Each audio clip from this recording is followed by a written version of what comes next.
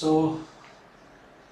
अब हम उस टॉपिक पे आ गए हैं जहाँ एक uniformly charged infinite straight wire के कारण इलेक्ट्रिक फील्ड फाइंड करना होता है. सो यू हैव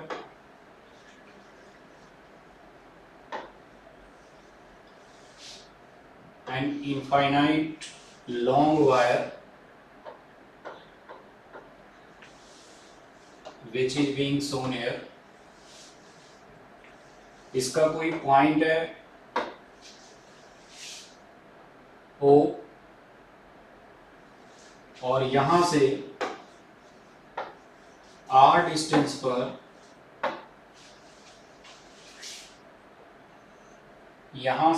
डिस्टेंस पर कोई पॉइंट है P.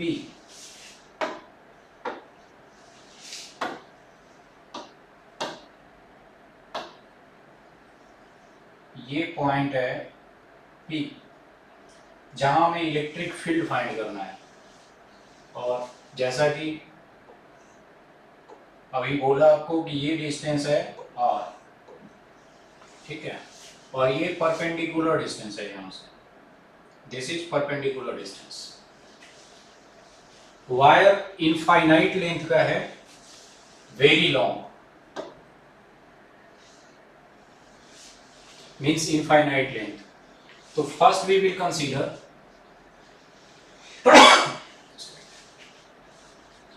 ये लेटेस्ट से एक एल लेंथ उस इनफाइनाइट में से बाहर निकाल लेते हैं. ये जो लेंथ है यहां से और O तक L है और फिर O से नीचे तक L है, जहां मैंने इनफाइनाइट शुरू होता हुआ दिखाया है. यानी टोटल लेंथ 2L है, उसमें से ये लेंथ L है. अब L पोजीशन है O से लेकर के और A तक के वायर का लेंथ है. इसे हम एज ए वेक्टर ट्रीट कर सकते हैं. सो लेट अस से कि ऊपर हमने ले लिया पॉजिटिव कोऑर्डिनेट प्लस L है ये. सिमिलरली नीचे जहां तक अपना एलिमेंट जाएगा, लेट अस से ये D है तो ये माइनस L है. यानी जो ये वायर है अपना जिसे हमने इनफाइनाइट में से कट आउट किया है, ये टोटल 2L लेंथ का है, प्लस L ऊपर एंड माइनस L नीचे. ठीक है. अब एक एलिमेंट कंसीडर कर लेते हैं कि लेट अस से A भी एक एलिमेंट है और इसका लेंथ समथिंग dl है. ऐसे ऐसे dl को अगर O से A तक इंटीग्रेट कर दिया जाए तो L बन जाएगा. अगर ऐसे ऐसे एलिमेंट्स को O से A तक इंटीग्रेट कर दें तो क्या बन जाएगा? L बन जाएगा. जबकि सेम एलिमेंट को अगर हम O से D तक इंटीग्रेट करें तो माइनस L मिलेगा. ठीक है. मीन्स यहां भी एक एलिमेंट है CD और ये लेंथ भी dl है. लेट अस से यूनिफॉर्मली चार्ज कराया है तो टोटल चार्ज मान लेते हैं इस पर कि Q है, इस इनफाइनाइट वाले पे. और इसमें जो छोटा सा चार्ज आया dl लेंथ में, इसे हम dq कर लेते हैं. यानी लेंथ dl है और चार्ज dq है. तो अब इस एलिमेंट के कारण जो पॉइंट P पर इलेक्ट्रिक फील्ड होगा उसका direction away from the element होगा. क्योंकि आप पॉइंट P पर एक टेस्ट चार्ज मानने वाले हैं जो इसका फोर्स और फील्ड फील करेगा. तो ये फोर्स फील करेगा किस डायरेक्शन में? ऐसे अवे फ्रॉम द एलिमेंट. इस पर भी पॉजिटिव चार्ज है, यहां भी पॉजिटिव चार्ज है. अगर आप सोचें कि दोनों में से कोई एक निगेटिव हो तो क्या फर्क पड़ेगा? यस, डायरेक्शन केवल चेंज हो जाएगा इलेक्ट्रिक फील्ड का, ओवरऑल रिजल्ट में कोई फर्क नहीं पड़ेगा. हाँ, डायरेक्शन जरूर अलग होगा इलेक्ट्रिक फील्ड लाइन का, मैग्नीट्यूड पर कोई फर्क नहीं पड़ेगा. दोनों अगर निगेटिव हो तो भी कोई फर्क नहीं पड़ना है. नाउ CD के कारण जो इलेक्ट्रिक फील्ड का डायरेक्शन होगा सिमिलरली ऐसा होगा.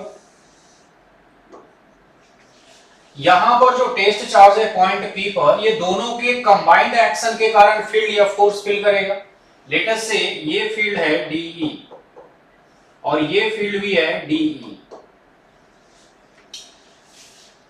ये एलिमेंट AB पॉइंट P से ऐसा कह लेते हैं कि ये x डिस्टेंस पर है। सिमिलरली ये भी x डिस्टेंस पर होगा। इस पॉइंट O से ऊपर और नीचे दोनों सेम लेंथ पर हमने एलिमेंट माना हुआ है। पॉइंट P O से सेम परपेंडिकुलर डिस्टेंस दोनों के लिए है, तो इन दोनों का डिस्टेंस भी x होगा। अब जो छोटा सा एलिमेंट हमने लिया है dl, जिस पर चार्ज छोटा सा है dq, उसके लिए फील्ड कैसे लिखा जाएगा?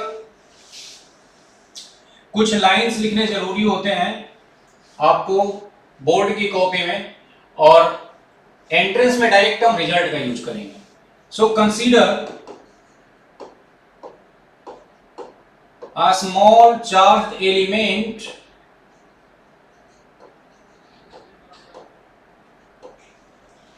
dq having length dl. The electric field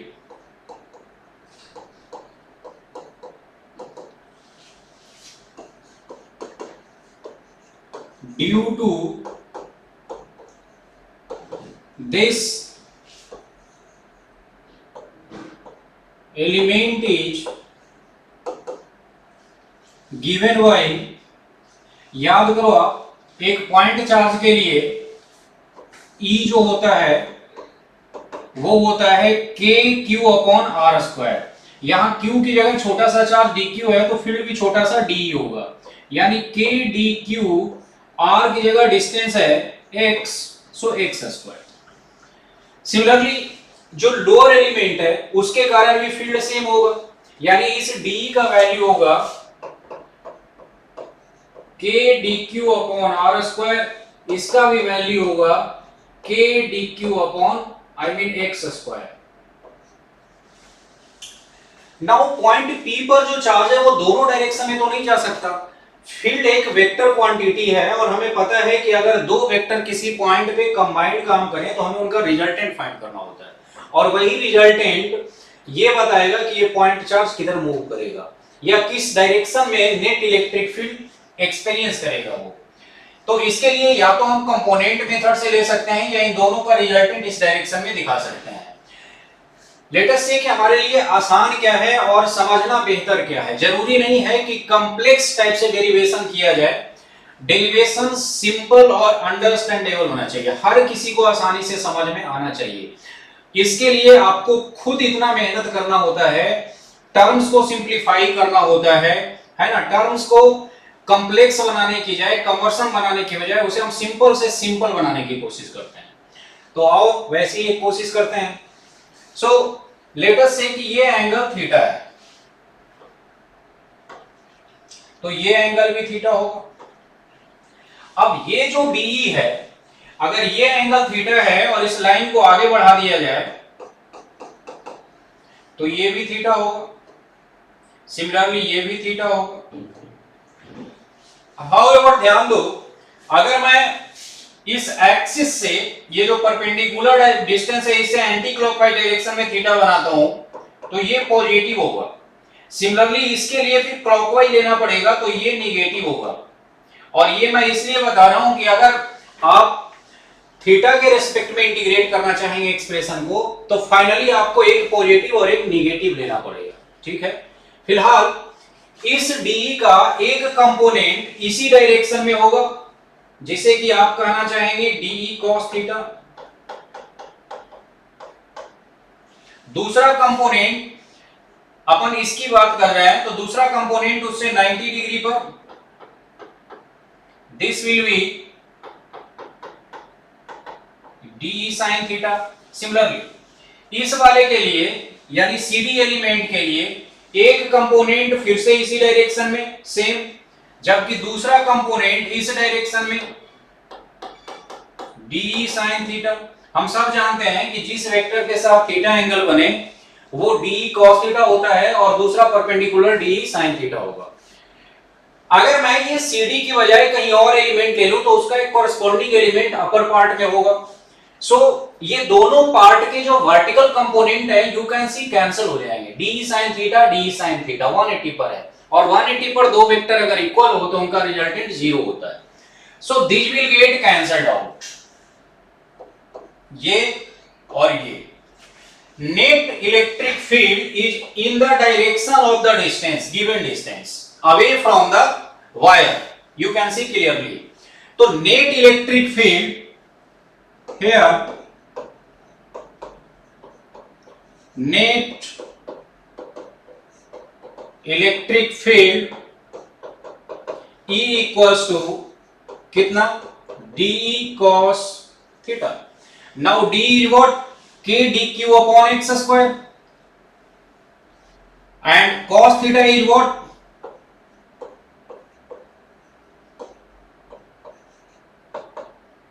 where cos theta equals to, ये थीटा है तो बेस अपॉन हाइपोटेनस यानी r upon x, correct, r upon x। Now we need to integrate this equation.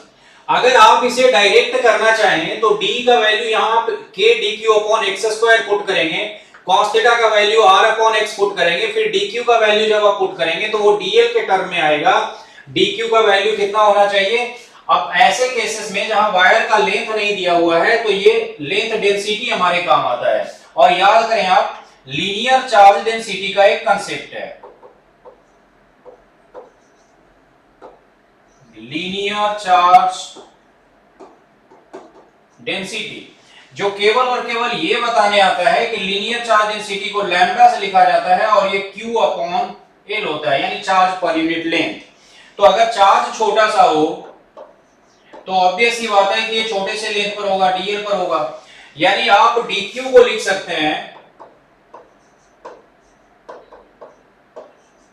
Lambda dl। Charge density का बस इतना ही use है कि आप अगर लेंथ नहीं मालूम है तो आप एक लीनियर चार्ज डेंसिटी जो कि कांस्टेंट होता है उसके टर्म में एक्सप्रेस कर सकते हैं, ठीक है। तो एक साथ इतनी सारी चीजें वैरी करेगी और ऐसे तो इंटीग्रेशन होगा नहीं। इंटीग्रेशन हम सिंपल रखेंगे, यानी अपने पास केवल और केवल एक कंपोनेंट होना चाहिए जिसे कि हम इंटीग्रेट कर सके, ठीक है। सो we will try to put the value of dq, we will try to put the value of x or theta and we'll have a single entity जिसे कि हम इंटीग्रेट कर सके।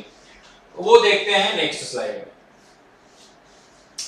तो ये है वायर अपना और ये है लेंथ उसका l और माइनस l, dl कंपोनेंट का, ये थीटा एंगल है और अपना जो नेट फील्ड है वो कितना आ रहा है, de cos थीटा आ रहा है। This is so E equals to de cos theta, पिछले वाले स्लाइड से मैंने इसे लिखा है, but d equals to what, k dq upon x square into cos theta. cos theta आप आसानी से देख सकते हैं कि यहां होने वाला है r अपॉन x।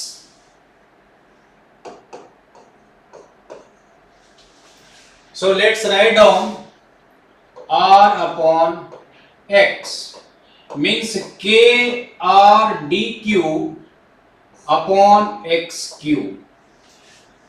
हम इसे इंटीग्रेट नहीं कर सकते कि dq को इंटीग्रेट करके q बना दो, क्योंकि x भी तो वेरिएबल है। अगर ये एलिमेंट इनफाइनाइट पे लिया जाए तो वो डिस्टेंस इनफाइनाइट हो जाएगा, अगर ये लेंथ o पर लिया जाए तो वो डिस्टेंस r के बराबर हो जाएगा। तो वो लेंथ हमने थीटा एंगल पे लिया हुआ है, मींस हमें x को चेंज करना होगा, कांस्टेंट के टर्म में लाना होगा, या फिर dq को कांस्टेंट के टर्म में लाना होगा। देखते हैं dq को कैसे लिखा जा सकता है। dq को हम लिख सकते हैं k r lambda dl upon x cube. Obvious सी बात है यहां इंटीग्रेशन होना है किसका, dq का, यहां इंटीग्रेशन होना है dq का या x का। अब इंटीग्रेशन किसका होना है, dl का या x का। अब भी दो वेरिएबल हैं। तो वंस अगेन अब ये देखते हैं कि या तो x को l के टर्म में या l को x के टर्म में लिख दो, ठीक है। इसे यहीं फिलहाल छोड़ते हैं, हम इस पे वापस लौटेंगे जब अपने पास x या तो l के टर्म में होगा या l x के टर्म में होगा। This is equation number 1। Now from diagram, in fact from triangle, जो OAP है, ये एक राइट एंगल ट्रायंगल है।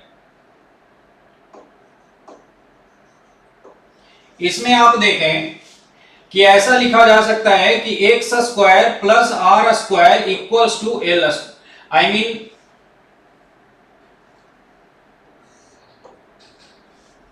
Are square plus x square equals to l square. But why? Because we need to find dl. तो dl को find करने के लिए अपने पास एल चाहिए, फिर हम इसे क्या करने वाले हैं, डिफरेंशिएट कर देंगे। आर को डिफरेंशिएट करेंगे, क्या बन जाएगा, आर को डिफरेंशिएट करेंगे तो ये 0 हो जाएगा क्योंकि ये कांस्टेंट है। एक्स को करेंगे तो क्या हो जाएगा, 2x dx हो जाएगा, और एल को क्या करेंगे तो क्या हो जाएगा, 2l dl हो जाएगा। नाउ लुक, हमने और प्रॉब्लम क्रिएट कर लिया है। सिंपली स्टूडेंट्स ऐसे ही करते हैं कि एल डीएल चाहिए ना, चलो इंटीग्रेट कर देते हैं। अब देखो क्या हुआ, आपने x dx l dl के बदले आप पुट करेंगे x अपॉन l, तो l भी तो वेरी कर रहा है, l is not constant, l infinite है, l इनफाइनाइट है। आप जैसे जैसे इस एलिमेंट से ऊपर जाएंगे l का वैल्यू बढ़ता जाएगा, उसमें dl ऐड होता जाएगा, जैसे जैसे नीचे आएंगे वो कम होता जाएगा, ऊपर आके 0 हो जाएगा। सो l is not constant, means ये मेथड काम करने वाला नहीं है। तो ये चीज याद रखना कि कभी भी जब डेरिवेशन कर रहे हो आप पेपर में, तो आपने ये नहीं करके, हाइपोटेनस का स्क्वायर का फॉर्मूला नहीं अप्लाई करके, पाइथागोरस थ्योरम अप्लाई नहीं करके, आपको ये अप्लाई करना है। आप ट्राई करो कि x को l के टर्म में कैसे लिखा जा सकता है। आप क्लियरली लिख सकते थे कि क्योंकि आपको l और x में रिलेशन चाहिए। तो tan थीटा क्या होता है, ये तो 90 डिग्री है, तो tan थीटा परपेंडिकुलर यानी l upon base r, correct है। अब देखो एक कांस्टेंट आ गया, x तो नहीं है ना यहाँ, तो मैं इसे अब लिख सकता हूं कि l equals to r tan theta. इसे हम डिफरेंशिएट कर देते हैं ताकि l क्या बन जाए, dl बन जाए। तो dl किसी के रेस्पेक्ट में कर दो, कोई फर्क नहीं पड़ेगा। एक काम करते हैं, थीटा के रेस्पेक्ट में कर देते हैं, किसी और के भी रेस्पेक्ट में करते तो कोई फर्क नहीं पड़ता, लास्ट में वो जिसके रेस्पेक्ट में भी करेंगे वो कैंसिल होना है। इक्वल्स टू r कांस्टेंट है, r रहेगा, tan थीटा का क्या होता है, sec square theta. So this is sec square theta d theta, correct. अब आप ध्यान दें, sec square theta d theta और ये d theta upon d theta actually वो 1 हो जाएगा, है ना।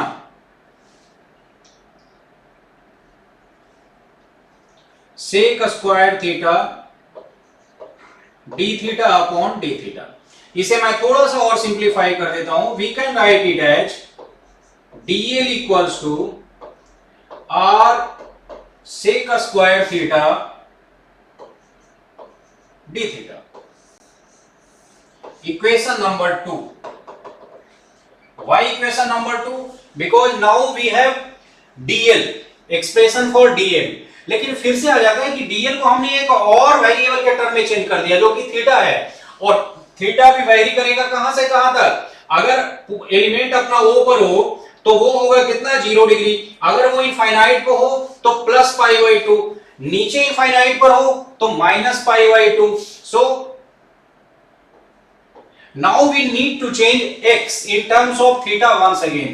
तो याद करें, मैंने आपको बहुत पहले बताया था, यहां है tan theta equal to l upon r, और ये हो जाएगा l equals to r tan theta, ठीक है। Also cos theta equals to क्या होगा इसमें, cos थीटा को इसमें क्या कहेंगे, base upon hypotenuse, r upon x, r upon x. So what is r? r is x cos theta, but we need to find x. तो इसे उल्टा करके लिख देते हैं कि ये हो गया भाई x equals to r upon cos theta means r sec theta. ठीक है, x equal to r sec theta. अब इसका वैल्यू हम इसमें पुट कर सकते हैं, इक्वेशन 1 में अब हम इसका वैल्यू पुट कर सकते हैं। ठीक है,